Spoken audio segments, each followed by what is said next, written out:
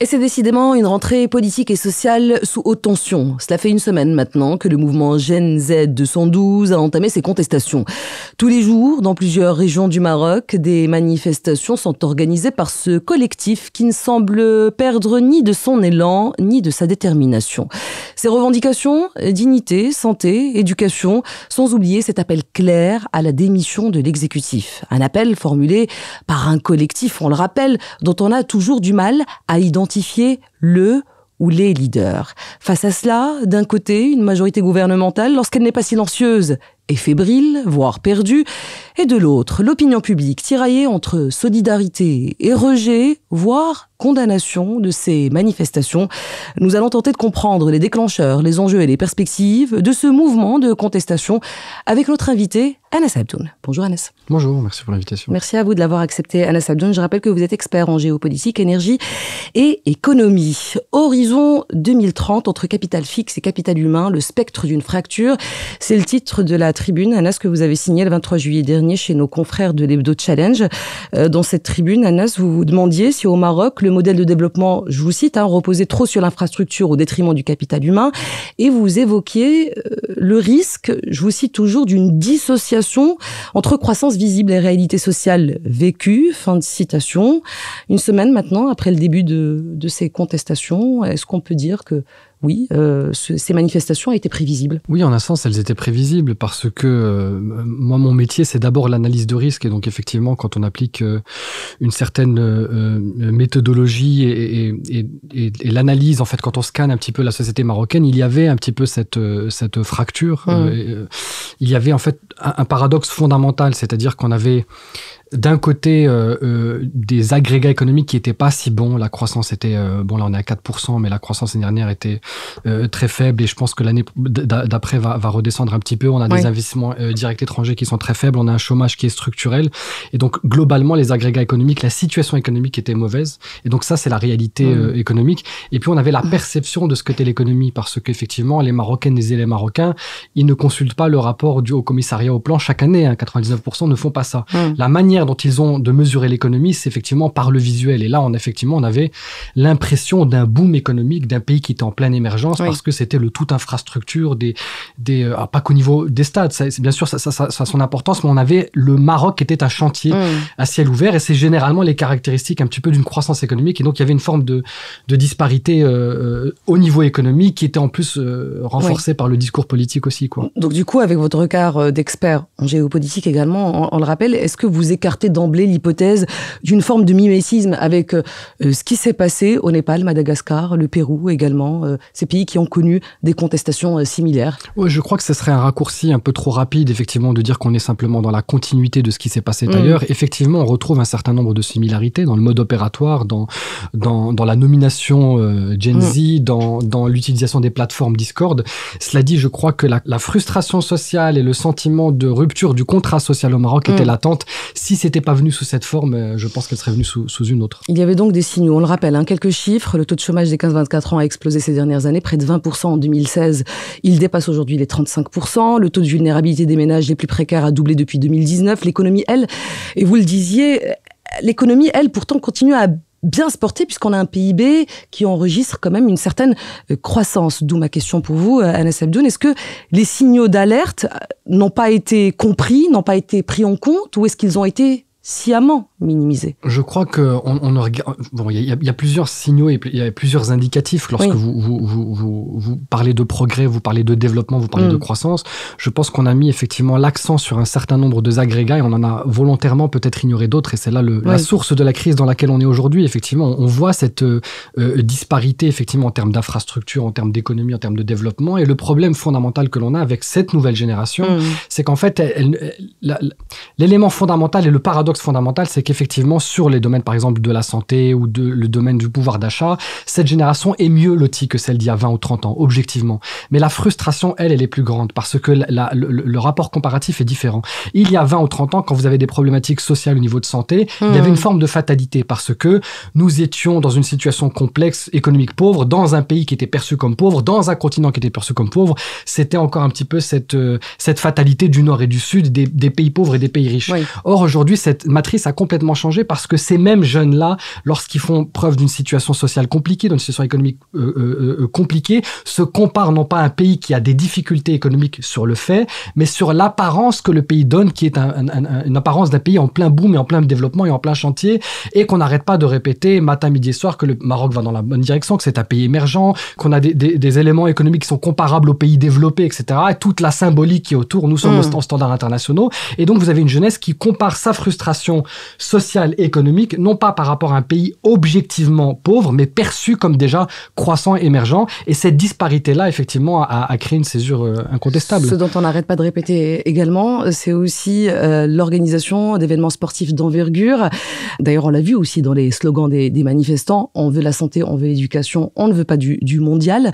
D'où ma question pour vous, Anas Abdoun. Est-ce qu'on peut dire que l'attribution de la co-organisation de ce mondial 2030 a éclipsé des chantiers majeurs, comme l'éducation et la santé, qui étaient au cœur du nouveau modèle de développement délivré, on le rappelle, par la commission de Cheikh Ibn Moussa, c'était en 2021. Oui, c'est une évidence, parce qu'effectivement, je pense que tous les Marocaines et les Marocains étaient contents d'apprendre que le Maroc, effectivement, allait abriter une compétition majeure, mais encore, on n'avait pas finalement le contexte, quel a été le coût. On a eu deux problèmes fondamentaux. Le problème, c'est effectivement l'arbitrage budgétaire et la gouvernance au niveau de ce mondial. L'arbitrage budgétaire, la totalité de la rénovation des stades et la construction nouveau, c'est une enveloppe à près de 20 milliards de dirhams. C'est considérable. Alors qu'on a effectivement d'autres problèmes structurels. On parlait d'éducation, etc. Le rapport, moi j'ai un enfant qui découvre le plaisir de la lecture. Il n'y a pas le nombre de bibliothèques, le nombre de médiathèques au Maroc est très faible. On est à peu près, je crois, à 1,7 bibliothèques pour 100 000 habitants. La France, c'est 23. Donc si vous voulez être compétitif par rapport aux nations développées, faites-le dans un certain point intéressant. Pourquoi ce point-là, à mon sens, c'est vraiment intéressant? Parce que 20 milliards, la totalité du budget, on fait un calcul, hein, sur ces 20 milliards, si on l'avait mis sur la redistribution des bibliothèques, des médiathèques et de l'accès au livre, qui est la première accès à la lecture, à la connaissance, on serait arrivé au niveau de 23-24 bibliothèques pour 100 000 habitants. C'est-à-dire que cette même enveloppe-là, si on l'avait redirigée dans un pan de l'éducation, on aurait été au top. Pas du continent, au top des pays de l'OCDE. Donc on parle plus de politique économique uniquement, cette fois-ci, Anas Abdoun, on parle carrément de vision. Oui, en fait, c'est quelle est la stratégie, quelle est la priorité. Quand on parle d'arbitrage budgétaire, c'est la priorité. Et puis, à un moment donné, je pense objectivement que l'on s'est perdu dans le discours qu'on a voulu raconter au monde. C'est-à-dire, effectivement, on a voulu peut-être survendre l'idée d'un Maroc développé, l'idée d'un Maroc émergent, l'idée d'un Maroc qui était compétitif sur plein d'autres choses. Parfois, on s'est perdu dans ce discours au point d'arriver sur des chantiers où on a eu un petit peu la folie des grandeurs. Je veux dire, le stade de Ben Slimane, c'est 5 milliards de dirhams. Il n'y a aucune viabilité économique sur ce stade-là. Je veux dire, les clubs ne joueront pas sur ce terrain-là. Il faut bien comprendre une chose. La seule finalité, et d'ailleurs c'est un objectif qui est assumé, la seule finalité du stade de Ben Slimane, c'est d'être compétitif pour avoir la finale de la Coupe du Monde. Ça veut dire qu'au Maroc, on dépense 5 milliards de dirhams pour 90 minutes. C'est 55 millions de dirhams la minute. C'est un peu moins de 100 000 dirhams la seconde. C'est ça qu'on dépense. Est-ce qu'on a vraiment la taille économique de le faire? Est-ce qu'on s'est pas perdu dans la folie des grandeurs? Et puis, deuxième point, c'est le point de la gouvernance. Moi, je voyage beaucoup à l'étranger. Quand je vais en Suisse et que je vois qu'il y a des cantons qui votent pour des budgets concernant les Jeux Olympiques d'hiver et qui refusent des investissements de 60 ou 80 millions de francs suisses parce qu'ils se disent finalement c'est pas intéressant, on n'a pas besoin de faire cela. Anas Abdoun, le modèle suisse est quand même un modèle exceptionnel. Non, bien sûr, mais ce que je veux dire, la taille de ce pays permet peut-être aussi cette forme de démocratie absolument, directe. Mais je demande pas une forme de démocratie directe, j'ai une forme de plus grande transparence et de débat. Le stade de Ben Slimane, ces investissements colossaux que l'on a fait sur la Coupe du Monde n'ont pas fait l'objet de débat, n'ont pas fait l'objet de discussion. Il n'y a pas eu un consensus national. Et le consensus national est fondamentalement important, même dans les erreurs économiques. Il y a toujours des erreurs de stratégie économique et d'arbitrage économique, mais quand ils sont faits de manière collective, on les accepte davantage. Alors, on va dézoomer du mondial si vous voulez bien, puisque dans votre tribune que j'évoquais il y a quelques instants, Anas Abdoun, vous dites aussi, vous le dites clairement, que la trajectoire économique adoptée par le Maroc ces 20 dernières années doit être remise en question. C'est une manière, peut-être, et je vous pose la question, une manière de dire que la crise que nous connaissons aujourd'hui est sans doute à inscrire sur une temporalité plus longue et que le gouvernement actuel n'est pas l'unique responsable des tensions sociales que nous observons aujourd'hui, Anas. Oui, alors il y a deux choses déjà sur la politique, effectivement, la stratégie économique. On avait vraiment une période de 2000 à 2015 à peu près où on avait de l'investissement dans l'infrastructure, mais c'était de l'investissement dans l'infrastructure qui était productif. Et d'ailleurs, on regarde quand on parle aujourd'hui des chantiers d'infrastructure, on évoque toujours Tangemet. Tangemet, c'était il y a 20 ans, hein, l'idée de projet, mais ça veut dire qu'entre-temps, on n'a pas fait effectivement de l'infrastructure qui génère de la croissance et des relais économiques. Et le problème, c'est qu'on est parti de ces investissements qu'il fallait faire. Hein. L'autoroute Tanger-Casablanca, c'était une nécessité. Le port Tangemet, c'était une nécessité. Et là, on s'est perdu sur des investissements colossaux qui sont plus des éléphants blancs, qui sont plus de la symbolique, qui sont pas vraiment des vecteurs de transformation. Et puis, le discours fondamental qui est porté par les contestations sociales, c'est la primauté, effectivement, du développement d'infrastructures ou du développement, si tu voulais, de l'effet vitrine par rapport aux fondamentaux qui sont l'éducation et la santé. Effectivement, le gouvernement a sa part de responsabilité, mais ça, c'est une politique qui, de mémoire d'homme, a toujours... c'est une problématique qui a toujours existé au Maroc. Et à un moment donné, on a le sentiment on a ce nouveau sentiment, d'ailleurs, depuis 2020, avec l'excellente gestion du Covid, avec un certain nombre de dossiers, que lorsque le Maroc veut, il a les capacités de le faire. Et donc, on se dit, il y a un problème de volonté, pas forcément de capacité. Et donc, c'est un signal d'alarme. Il faut revoir les priorités et revoir les équilibres. Et Anas Abdoun, alors du coup, on va parler solutions, si vous le permettez. Déjà, moi, première question, est-ce qu'il est trop tôt déjà pour tirer des enseignements des manifestations que le Maroc connaît depuis une semaine maintenant? Quels enseignements en tirer? Et comment changer notre modèle de croissance pour qu'il ne soit plus décorrélé du développement humain et de toutes ces revendications que l'on entend de la part des jeunes dans la rue? Oui, alors effectivement, pour les conclusions, effectivement, il faudra un peu plus de temps et de recul pour avoir des vraies conclusions et en tirer les leçons. Mais on peut déjà dégager un certain nombre de problématiques. Moi, je suis... franchement agréablement surpris par les revendications de cette jeunesse, qu'on trouve effectivement une forme de maturité exceptionnelle. Je veux dire, on n'attend pas d'un jeune de 20 ou 25 ans de dire on veut pas de Coupe du Monde, on veut pas de stade, on veut la santé, l'éducation. C'est vraiment une forme de sagesse. Et en même temps, on a des gouvernants qui sont 40 à 50 ans, qui sont prêts à tout mettre sur les stades. Il y a une forme de décorrélation qui est vraiment intéressante. Et je pense que l'idée, c'est qu'effectivement, on a vu qu'on avait une jeunesse sur laquelle il y avait une forme de conscience politique, d'une forme de sagesse politique. On n'a pas une jeunesse qui veut renverser les institutions et qui veut mettre le feu aux poudres. Il y a des revendications qui sont claires, qui sont basées sur la Constitution. Il y a une forme de maturité. Et donc, composons avec cette maturité. Je veux dire, moi j'ai vécu au Canada quelques années. Il y avait une donnée qui est intéressante dont on peut peut-être s'inspirer. C'est qu'on se rendait compte que le Canada est un pays plutôt vieux. Et donc, du coup, on investissait davantage sur la santé, sur les retraites, etc., au détriment de l'éducation et de la jeunesse. Sauf que l'éducation et la jeunesse, c'est l'avenir. Et donc, le Parti libéral du Canada, ce qu'a fait, c'est que dans ces mouvements politiques internes, dans les débats à l'interne, le poids de la jeunesse avait un poids proportionnel beaucoup plus important que les autres comités.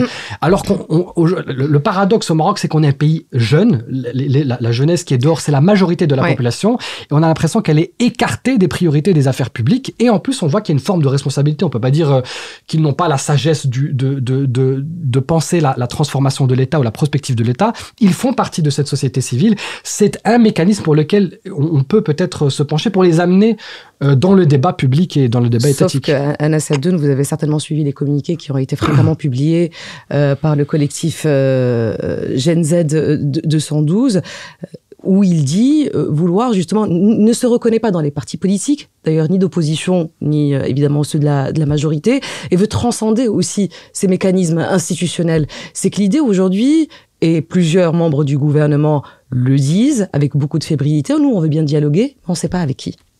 Oui, alors c'est le propre d'ailleurs je dirais de ces nouveaux mouvements, surtout qui sont portés par la jeunesse, c'est qu'effectivement ils ont leurs propres canaux de communication et de débat et de réflexion, ce qui est une bonne chose.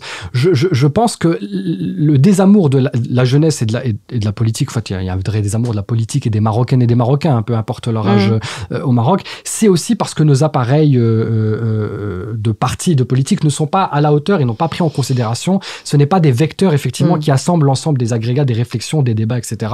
Et je pense qu'à un moment donné, il faut repenser effectivement non pas je dirais l'architecture institutionnelle, mais en tout cas la manière dont on va amener l'ensemble des composants de la société pour faire un débat collectif. Il peut être sur des plateformes, il peut être sur des débats qui ne sont pas forcément dans des médias mainstream. Il faut peut-être aller sur le terrain de la jeunesse, et pas forcément le terrain de la jeunesse qui doit aller sur les institutions qui sont déjà, je dirais, présentes. Mais en tout cas, il faut les intégrer dans le débat politique, dans le débat sociétal, c'est fondamental. Alors avant de conclure, Anas Abdoun, ce qui arrive au Maroc, et vous le savez, a un écho médiatique à l'international, il y a eu aussi des réactions à l'étranger. La réaction de l'Union européenne tient par le biais de son porte-parole, Anoual Hanouni. Je cite un extrait de cette sortie qui dit, je le cite, « Nous reconnaissons l'importance de la participation des jeunes à la politique publique et appelant toutes les parties prenantes à maintenir le calme ». Fin de citation.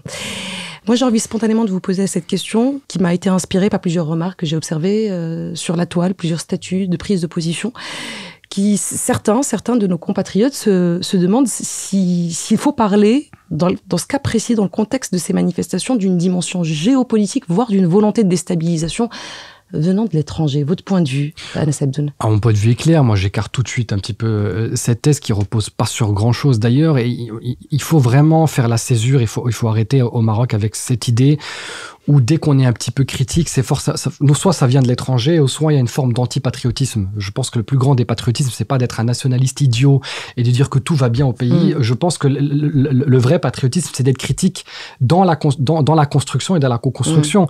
On a une vraie problématique, c'est qu'à un moment donné, on a fait une politique qui était beaucoup trop dans la symbolique. Et ça, c'est un des problèmes sur lesquels c'est un des enseignements d'ailleurs. Je pense qu'il faut prendre cette distance avec ce problème. C'est-à-dire, les infrastructures pour impressionner, c'est de l'effet vitrine. On a un problème de l'enseignement supérieur à l'université. On va faire l'UM6P, elle va être dans les plus grands classements. Tant qu'il y a Marocco, on est d'accord. Mais vous n'avez pas réglé le problème de fond. Pareil pour Bengli, pareil pour la santé. Je parlais même à un ami qui est spécialiste des questions de sécurité incendiaire qui disait que dans certaines régions et sous-régions, les véhicules d'intervention manquent parce qu'on préfère effectivement investir dans les Canadair. Pourquoi ?